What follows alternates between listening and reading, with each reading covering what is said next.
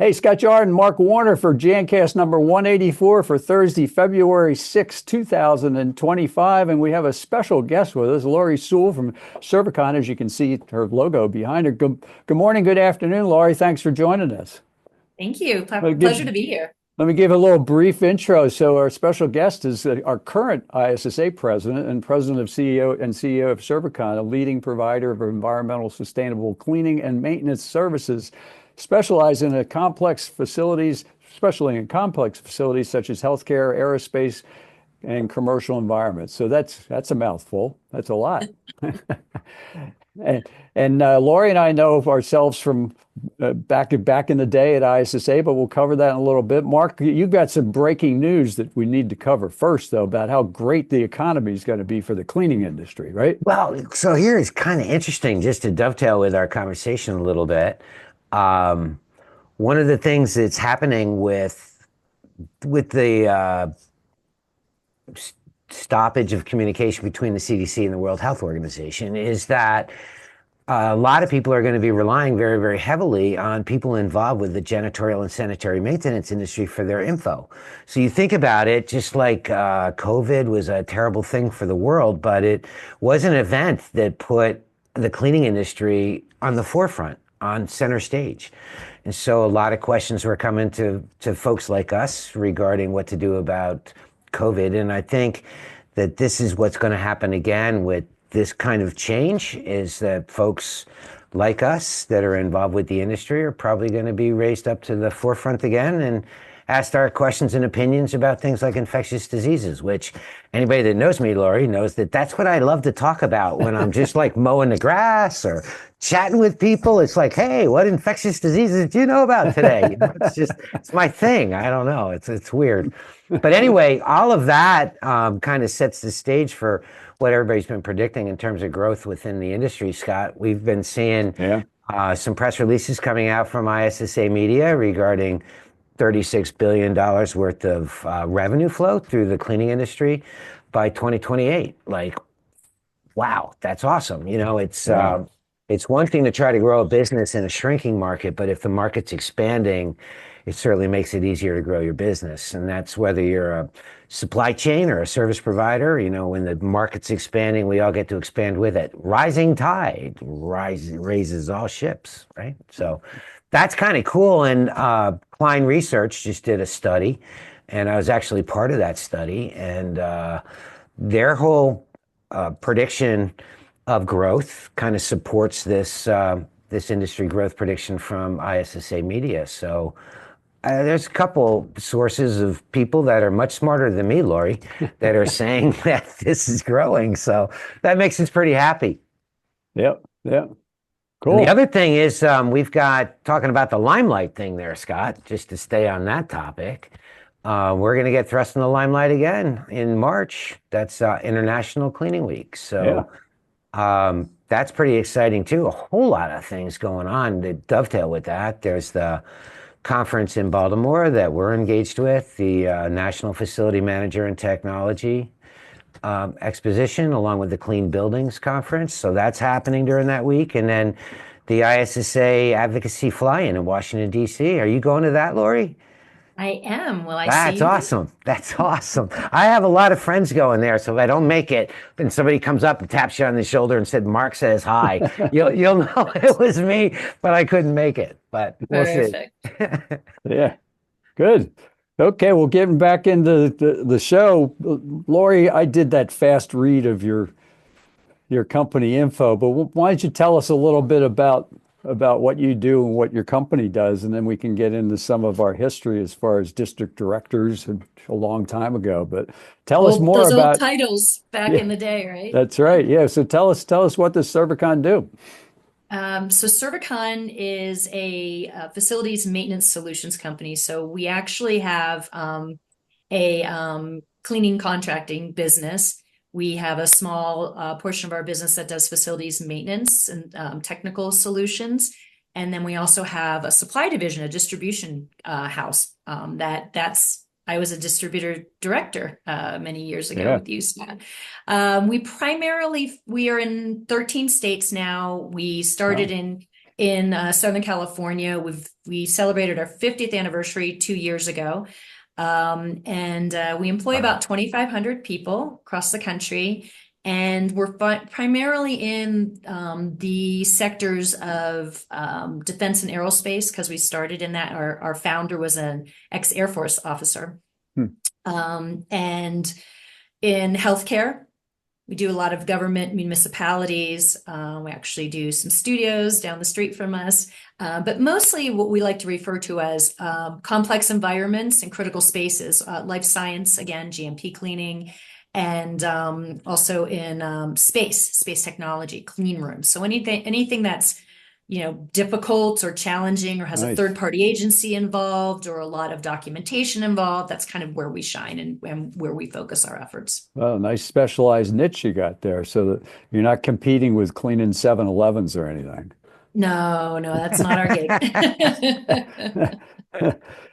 So you and I met as our district director roles kind of passed each other, and kind of hard to believe it was 20 plus years ago, right? Yeah, the way I remember it is I didn't have children when I started on the board, and I got pregnant and had one the first year, and then the third year I had my second child. So it's like my kids, here I ran for the board. We didn't have kids, and and I ended up starting my master's program at the same time. I think I was insane, but yeah, long time ago. Yeah. Long time ago. Excellent. Well, I'm glad we all survived, right? Kind of wonder sometimes, but nice to see. I don't know. It's kind of like the group seems to kind of stay together. We had the past directors. Next thing you know, Laurie Sewell's the president of the ISSA. So, what are you going to do now that you're president? You got a year before you're a has-been, as I like to say.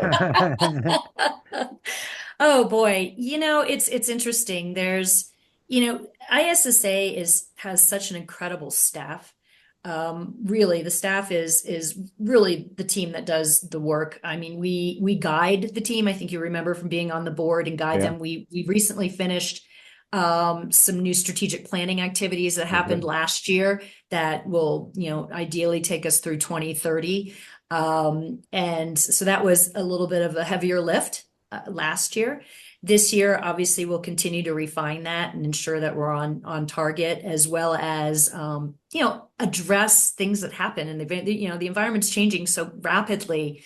Sometimes with COVID or things like that, and just that Mark referred to, what's happening with the CDC and WHO, we will have to rise up to that occasion. And so while we have a strategic plan and direction that we're really focused on, there are things that we will have to address when they come up and be the leader in that area. And so I think that's what a lot of the board's work is to help with those types of direction.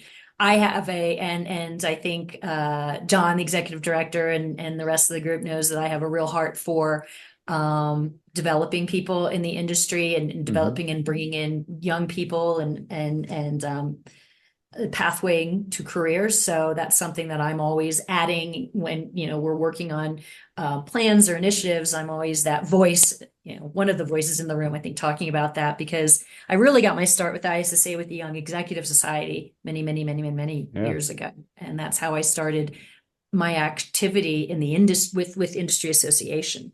So I'm you also received an award for the work you did with Hygieia.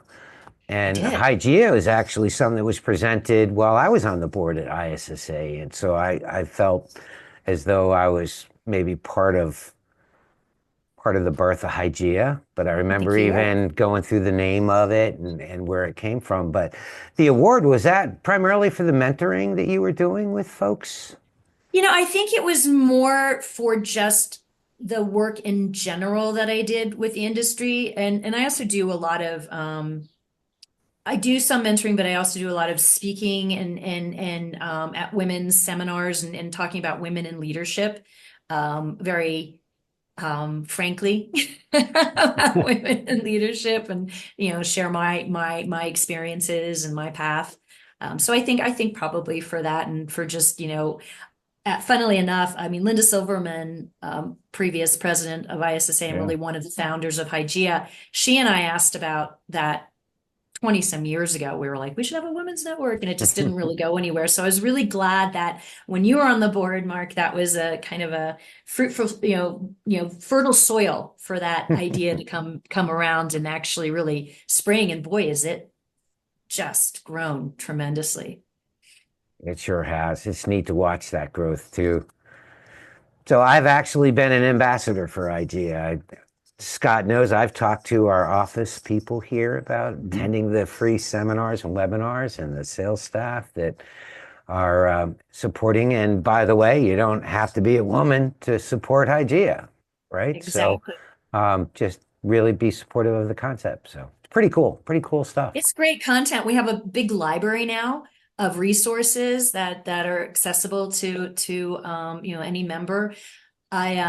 I was really delighted. I had a couple of my supervisors and frontline team members that really got excited about it and got certificated, and they're constantly, going to the IGEA website and learning. And it's a fabulous resource that I don't think enough people know about. Do you know where they had their last meeting, by the way? Where? The Philadelphia Eagles Stadium in Philadelphia. So that's right. Yeah. So everybody, I have and to now admit, we got a big game coming up this weekend, by the Right. way, for the Well, record. So Saquon was a Penn State grad. yes, so he I'm- was. I'm- There you Exactly. Exactly. My alma mater as well. So and Penn State Gavin. is? Yeah, absolutely. I know Gavin was. I didn't know you Yeah, were. Well, yeah. Absolutely. I couldn't think I'd like you anymore, but that just happened. So. Well, thank We you. have a lot of linkage there between district director and Penn State. There Okay. we go. Well, we failed to mention the incorrect ChatGPT reference to how many women have been in the position. So the IGEA thing and everything else ties in nicely, that you've made it as president of the ISSA. Is it 3 or 4, right? I'm number 4. Number 4. Yeah. And you said you didn't remember It was Kay Scott. I remember Kay early on because Scott. when my dad was president of the ISSA, I think she and him there was some overlap there at that particular point. That was another 10 years prior to when I was That was there. a long time ago. But I think the most important thing we need to really discuss is Dungeons and Dragons, huh? My older son said, "What about Baldur's And I said, "I don't know anything about either of them, but I'm sure Laurie can give us some insight." Oh, huge insights. Well, actually, my son plays that. I'm old school, old timey, because I started playing when I was a teenager, and then during COVID, the group who are no longer teenagers, the 50 somethings, got back together online. They're all over the country, and we used to play with a board. Now we're online with a screen. But yeah, we don't do the gaming. But my son is a big gamer, and it's quite he plays that, and it's quite funny because he introduces me as my mom, and then he'll go, and she plays D&D, which like automatically makes me cool. So, or the biggest nerd that you've ever met. So Yeah. it's kind of hard. Is he in the business with you? He actually works part-time with us. He's got a full-time job with a Chamber of Commerce in LA, but he does do 1 day a week web crawling for bid opportunities for us. And when we used to live in the same house, we're empty nesters now. He would just yell, "Mom, can we do blah blah blah in this city?" And I'm like, "Get a map, for God's sakes, get a map." But he's gotten really good. So now, I mean, literally, he does 1 day a week, and he just clones something like 200 Nice. websites or Yeah. something like that. Yeah. Web portals. I had a similar thing when I was growing up, living at my parents' house. I had a dark room in the basement, right? So my dad decided I could do the photos for the business, right? But back in the day, he'd say, "I need a picture of a bottle with so and so," and I'd take the picture and I'd go down into the dark room, develop the film, print a contact sheet, take it upstairs and give it to my dad. And he goes, "That's really great, Scott, but what about that stuff in the background?" And I'd have to do the whole shot over again. So I learned, but now it's all digital, right? But yeah, I do the same thing. I'd yell up, "Hey, come down here, look at this print I just did." But that was 30 years ago. Yeah, so back to business. So a lot of changes with the mergers and acquisitions, and how you guys feeling pretty comfortable about that whole thing at ISSA and how things are going? Are we going to end up with 3 distributors nationwide at some point? You know, it's been going on for what I'm seeing is the distribution kind of that kicked up a while ago. And who's the guy that has the timeline of mergers and acquisitions that he puts up? David Frank. Yeah, Dave Frank. Yeah. And so you'll see a lot of the M&A work in supplies, but we're getting tremendous amount of calls from PE and M&A, and now they're very, very, ever since COVID, they've gotten very interested in, private equity has gotten very interested in the cleaning contracting business. Okay. And since the fires, now they're very interested in restoration businesses. So all of a sudden, they're recognizing that, I like to call our business like a maintainer business. It's not something that fluctuates radically with, the public's interests. But I do think there's going to be more and more of that, people coming in, buying up somebody, make a platform and continuing to roll it up. So I don't know, good, bad, or indifferent. I mean, I think it's good for some companies if they want to exit and they're able to, they don't have a next gen, which is, in our industry, they're always, it was very much heavily second, third generation, right? Yeah. Family, look at SC Johnson. I mean, we have family owned for many years. So I think it could be good for some of them. For the industry, I think for companies, I think it leads to supply chain challenges. There are fewer choices for customers. Yeah. Right. And I think that's always a little problematic when there isn't enough choice in a marketplace. I think it does drive efficiency and innovation. So there's an upside there. But I think we really need to make sure that that industry growth still benefits small and mid-sized companies, which have always been the backbone of the industry. If you go and look at, the number of cleaning companies and cleaning distributors, and there were always just so many small. Now there's fewer, but I'm hoping that we're still an industry where entrepreneurs want to come and start new businesses. And I'm still seeing that, like with COVID, we see a lot of chemical companies coming in to the industry, right? A lot of technology companies coming in that never thought about our industry and thinking about it. So we are getting some new entrants. Yeah, Mark and I have been talking a lot on previous shows with people that specialize in the robotics part of the business, and then indoor air quality is super, super important now that we're learning how we kind of screwed up the whole pandemic thing, not doing things the way we now know you're supposed to do it. So yeah, a lot of new innovation coming that wasn't there before, and I would imagine with all the AI stuff that's coming down the road, it's going to make it probably be more productive than it's ever been as far as that's concerned. It's a pretty exciting time to be part of this industry, I have to say. With all this stuff going on, all these moving pieces, moving at the speed of light, this is fantastic. I couldn't ask for more. The best industry you could get into. Speaking of which, do you have any speaking engagements coming up, Laurie? I know you mentioned earlier that you have some, and it intrigued me because I would love to go hear you speak someday. Nothing on the I just finished. I've been doing a lot of work in the healthcare world, talking about, EVS frontline workers, environmental services. And so I did recently do something with the American College of Healthcare Executives. And I was speaking about pathwaying and careering for, again, new people, new entrants into the workforce. At the moment, I don't have anything where I actually have to stand up and give a speech. So, which is probably we watched you at the ISSA show. You did just that. Okay. It was fantastic. Yeah, so definitely there, but probably at another upcoming healthcare meeting, I'll probably do something again for Hygieia in the future. So I did something with Bank of America not long ago for a women's group. And then I also sit on the American Heart Association Go Red for Women ELT team. And so that gives me an opportunity to do a little bit around that as well. By the way, it is Heart Health Month. So please be conscientious about heart health in February. Yeah. Wow. You got a lot going on. Yeah. A little bit. Well, Well, tied into that whole heart health thing, Scott, by the way. Yeah.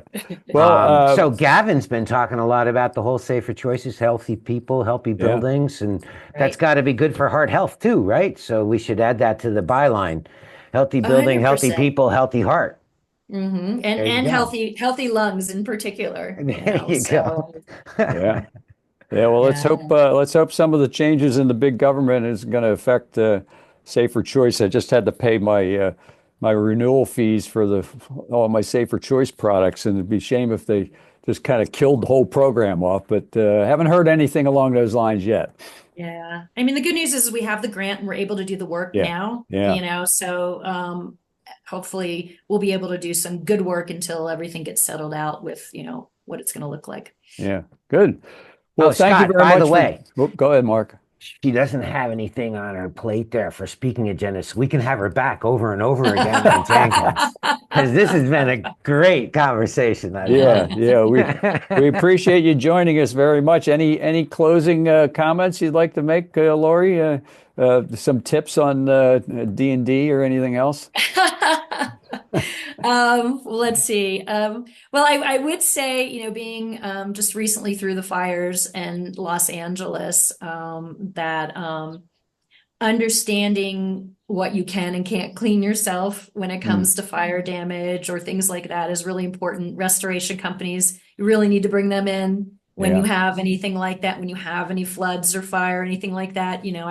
It's funny, you talked about how you get calls about people asking you about, because of the industry. And so in COVID, of course, I got all the calls. How do I keep my family safe? How do I disinfect? Well, after the fires, I'm like, how do I get rid of fire, smoke damage, and this and that? I'm like, that's not me. That's restoration companies, but I can give you some tips and things you can do. But just being that point of reference for people and directing them in the right ways is really important. And if people do realize, starting to recognize and hope continue to recognize how important our industry is. Yeah. Amen. Yeah. Great. Well, thank you very much for joining us. I did make an announcement on our sales meeting this morning. Normally we post up the videos on YouTube and then we post them on our page.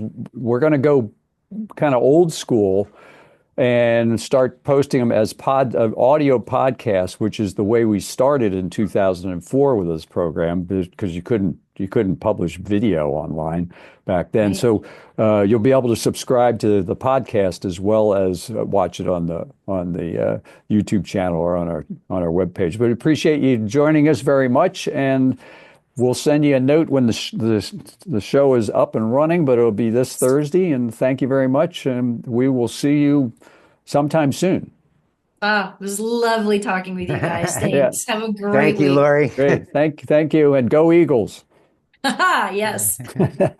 While we can get that in there. Okay. See you guys. Thanks, everybody.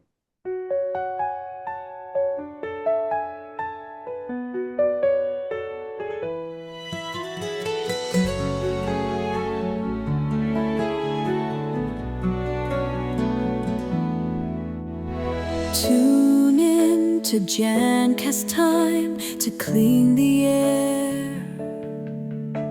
Sparkling ideas, you're aware. From the floors to the sky, let's make it new. Jancast will see this mission through. Jancast.com, where clean begins. Podcasting dreams where fresh winds. Eco thoughts and healthy spins. Jancast.com, let's dive in. Dust off the doubts and shine the day. Insights clear to light our way. From scrub to eco tips, bright and true. Jancast here for me and you.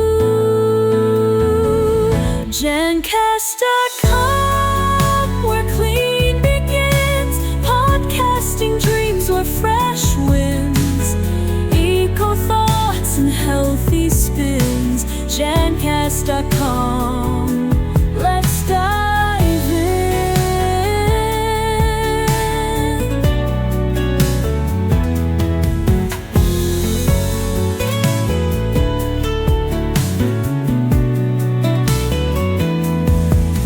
Dust off the doubts and shine the day. Insights clear to light our way. From scrub to eco tips, bright and true. Jancast here for me and you.